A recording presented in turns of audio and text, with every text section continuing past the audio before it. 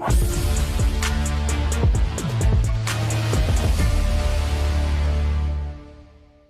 friends, this is Dr. G. Srinivasa Gupta, Professor from Department of Mechanical Engineering, VJEC JYOTHI Institute of Engineering Technology. Today, as a part of the Dynamics of Machinery course, today we are going to discuss numerical problems on balancing of reciprocating masses. As we have seen, the effect of unbalanced reciprocating masses, especially we have taken the example of slider crank mechanism. The unbalanced masses in the slider crank mechanism leads to various effects which are, let me just show how these arise. This is the crank, length R, radius R, connecting rod length R. Here, because of piston displacement and acceleration, there is a inertia force. Piston is especially a reciprocating element. Because of inertia forces generated due to motion of the piston, these inertia forces we could be able to see how these can be written is cos theta plus mr omega square cos theta plus cos 2 theta into r by L. This we have seen already how we are going to arrive this one. These inertia forces along the line of stroke leads to two types of unbalanced forces, that is mr omega square cos theta, one component, primary force it is called, and second one is mr omega square cos theta into r by L. This is secondary force. This unbalanced force leads to tractive effect along the line of stroke. The engine will move forward and backward, that is swinging action in forward and backward, that is unbalanced inertia force. Even though you are trying to balance this by attaching a mass opposite to the crank, exactly radial direction opposite to the crank, okay, if we try radius is R and mass M, then the inertia, the force, centrifugal force due to this mass attachment is mr omega square. Okay, this crank angle at theta here, then this creates mr omega square cos theta. Then this will be balanced. Okay, this is attached and centrifugal forces generate here, and this will be balanced. But there will be a vertical component perpendicular to the line of stroke, mr omega square sin theta. I am talking about primary force. Similarly, secondary force also. Then this mr omega square sin theta, when this is perpendicular line of stroke, when it becomes its magnitude maximum at theta equal to 90 or 270, then this leads to vibration of the vehicle in perpendicular to the line of stroke, up and down. This is jumping action. So this also leads to problem. So we will come to a compromise that we cannot balance completely the inertia forces, that is mr omega square cos theta plus cos 2 theta and r by L. We are come to a compromise that partial balancing, that means instead of attaching mass M, only if we attach partial, that means 2/3 or half of the mass is attached opposite to the crank, then this could be balanced. C mr omega square cos theta in along the line of stroke, remaining unbalanced force 1 minus C mr omega square cos theta, okay, etc. Then also this creates perpendicular line of stroke and unbalanced force Cm or omega square sin theta. Yes. So this is leads to again remaining some imbalance along the line of stroke. This leads to tractive effect, and this perpendicular component, when theta is maximum, it becomes hammer blow. It is called engine swings up and down, okay, vehicle, and so this is called hammer blow. And if in case of multi-cylinder engines, we can place the crank such a way that this leads to balancing of unbalanced mass along the line of stroke, but there will be a couple results perpendicular to the line of stroke, that is called swaying couple. So all these relations, how we can apply for a given specifications of the problem, given data of the problem, we are going to see today using these relations. I think you are able to get these relations and the effect of unbalanced forces. Even though we are trying to balance it partially, okay, there will be a tractive effect along the line of stroke, engine move forward and backward and swinging action, and there will be a, if we try to balance partially, then there will be a perpendicular to the line of stroke, there is unbalanced component. When it leads its maximum magnitude at 90 or 270, it is maximum magnitude of hammer blow, and there is a remaining unbalanced force along the line of stroke, it creates tractive effort. And if multi-cylinder engines, two inline two-cylinder engines, then this tractive effect can be balanced, force can be balanced, but there will be a moment result. Okay, that also leads to unbalanced movement. So these are all about unbalanced components of this inertia force, which leads to reciprocating motion of piston. Now we will take small simple problems for today's lecture, and we will go for some more complicated problems for analyzing purpose in coming lectures. Now let us take this problem. A locomotive has reciprocating mass 250 kg, that is piston and all reciprocating elements, and crank radius 0.3 meters, connecting rod length 1.5 meter. Speed of the engine rotating crank, okay, 300 rpm. Crank angle at the instant theta is 60 degrees. We need to find tractive effect. So we know that omega is 2 pi n by 60.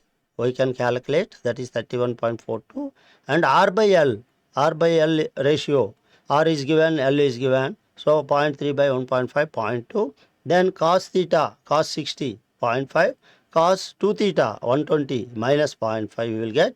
Then tractive effect, mr omega square cos theta plus cos 2 theta into R by L. If you substitute these values, m 250 kg, R 0.3, omega 31.42 you will get. So omega square into cos theta 0.5 plus cos 2 theta minus 0.5 into R by L, you have got 0.2. So if you calculate it, you will get tractive effort 29,600 newtons. With this force, engine will swing, move forward and backward. So this is tractive effect.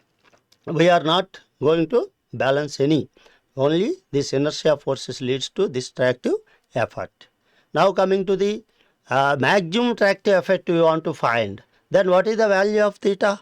Theta is 0, we will have maximum effect because cos theta is 1, that is maximum value. So F maximum we will get mr omega square cos theta, 0 means 1 plus cos 2 theta, again 1 R by L. So if you substitute, you will get maximum, this tractive effect is 88,800 newtons. You can see at theta is 60 degrees, it is 29,600 newtons.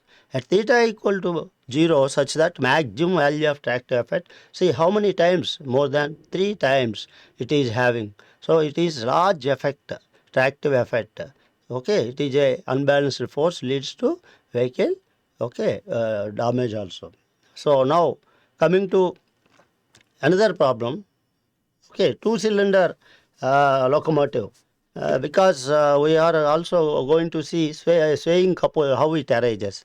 So reciprocating mass per cylinder it is given, each cylinder 200 kg, and crank radius is given R, and the speed of the engine n is given, rpm 400. Distance between cylinder center lines, this is one cylinder, okay, line of stroke, let us say, this is another. The distance, okay, between this line of stroke center lines of the cylinders, this is the distance given. So how much distance is given? 0.6 meters. Okay, for maximum swaying couple, find maximum swaying couple. As usual, omega we know that 41.89, that is 2 pi n by 60, and maximum tractive effect we are going to get F equal to mr omega square into, okay, force is mr omega square, and if you want to see maximum force is this one. So that force mr omega square is primary force. Actually it is taken primary force, secondary force is not considered in this.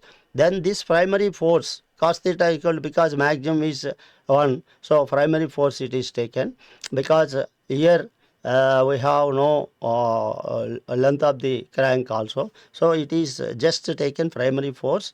So this primary force is we got 87,775 newtons.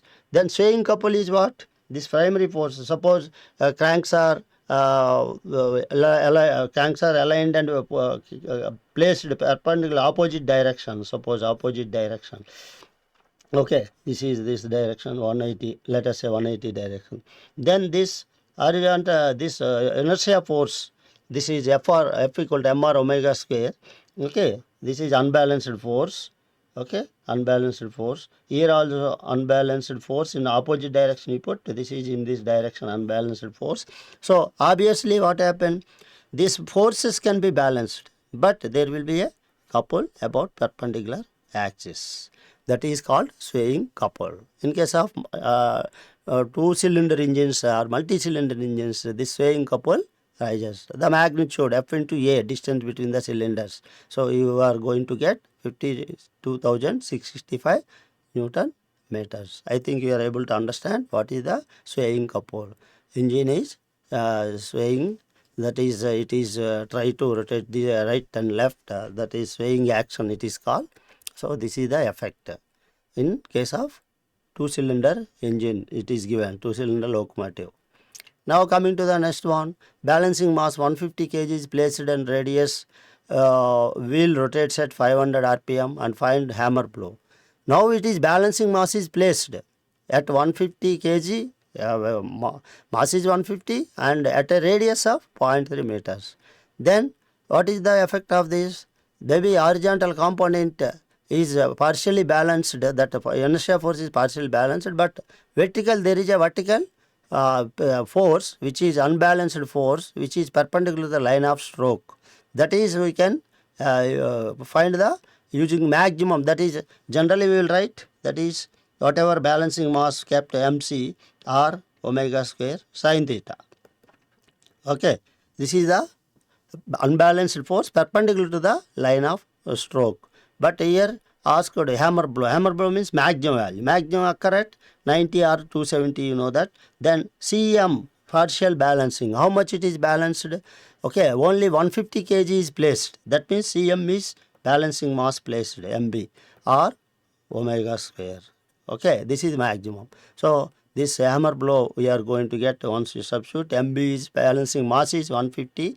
Okay, it is not said how much reciprocating unbalanced force or unbalanced mass, but balancing mass kept is 150 kg. That is this CM. That is called MB, balancing mass kept or omega square.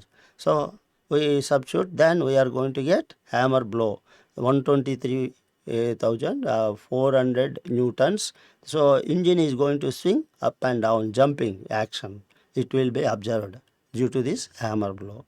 Now coming to the next one, effect of partial balancing on hammer blow. Suppose partial balancing we are going to do. A reciprocating mass 300 kg is balanced to 60% only balanced. See, you know it is given 300 kg total reciprocating mass, but 60% only balanced. Crank radius 0.25 meters, speed 400 rpm. Find hammer blow. In this case, you can observe clearly. Mass of the balancing mass is 60%. 60% of 300, 180 kg. Omega is 2 pi n by 60, okay, 41.89 radians per second. Now, this is hammer blow is how much? Vertical component. Okay, whatever balanced mass, MB or omega square sin theta. But if you talk about hammer blow, that is maximum magnitude, always. So, H is 1 MR, MB or omega square. So here in this case you can see 79,000 newtons for this 60% of balancing. I think you are able to understand clearly. Hammer blow always maximum unbalanced force perpendicular to the line of action or line of stroke or center line of the cylinder. This is the maximum quantity always you need to calculate. Okay. Then coming to one more problem.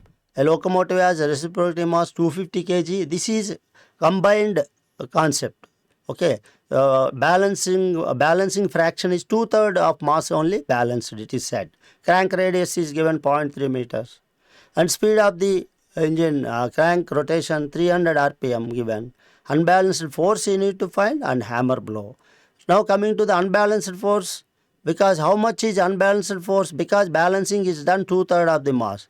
Of course, 1 minus 2/3 into 250 kg is unbalanced force.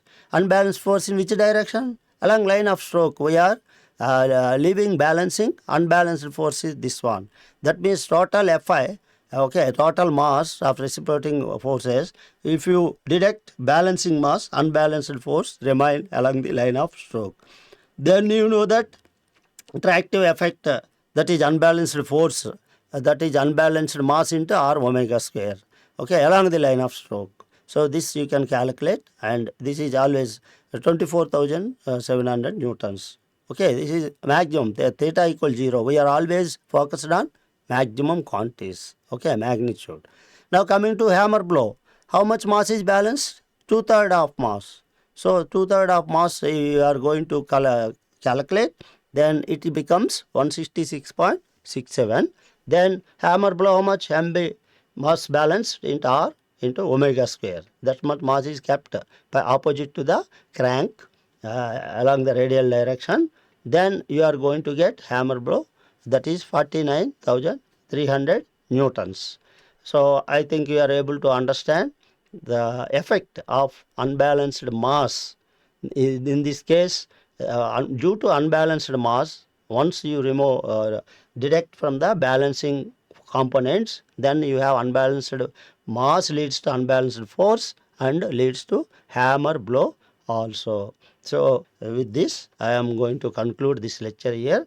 Next lecture, we are going to take more, that is specific position of the cylinders of the engine, inline engines, V engines, and different types of engines. How do we are going to make them balance, or if at all unbalanced forces or couples exist, then how we are going to interpret and analyze those situations we are going to see. Thank you one and all.